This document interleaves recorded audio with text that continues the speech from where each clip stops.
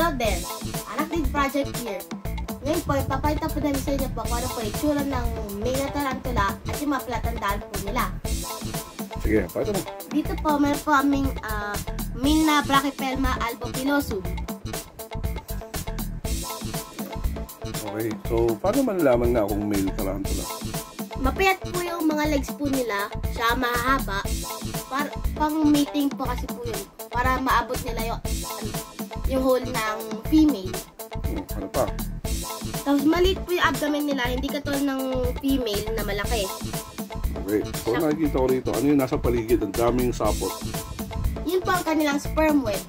Pag nag-sperm web na po sila, ibig sabihin pwede na po sila ipamate sa female. Very good. Okay. Tapos, pag nakapag-mate naman sila, Pag nakapag-mate na po sila, mamamatay na po sila dahil yun na po yung buhay nila. okay, so yan.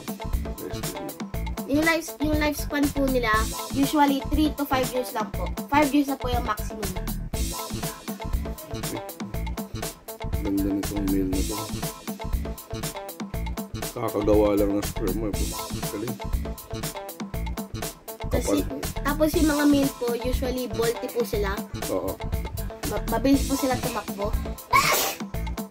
Dahil para po yun, pag tapos na sila mag-mate, baka kainin ka sa ng female eh. Tama.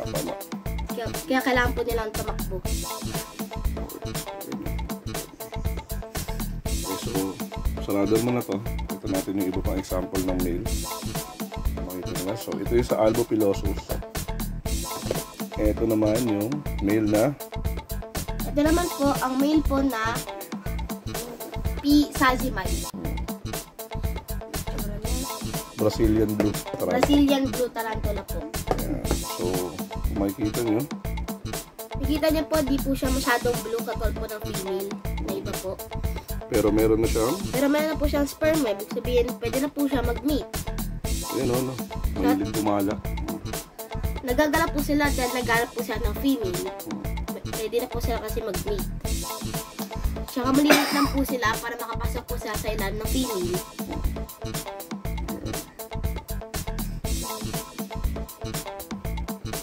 Okay, sa pang sample.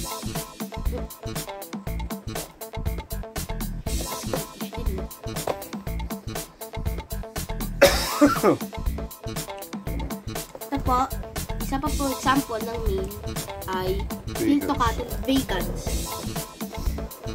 So, itong tarantula to, may 2 years old na rin to. 2 years old na po ng tarantula nito. Ayan o. Tapos ayun po siya, itatago po siya. Okay, tapos ito yung, Ito po yung sperm web nila. Ready na po sila mag-mate. so hindi natin siya mapipilit lumabas. Kasi baka pag pinilit mo yan, biglang Mag-bolt. okay, Makatakas po sila. makatakas sila. Okay, so yan, sasakin natin. Next, for example. Ito po, ito pong example Ng vegans. ng vegans po na male. Ito malaki po. Kaya po bolty po siya.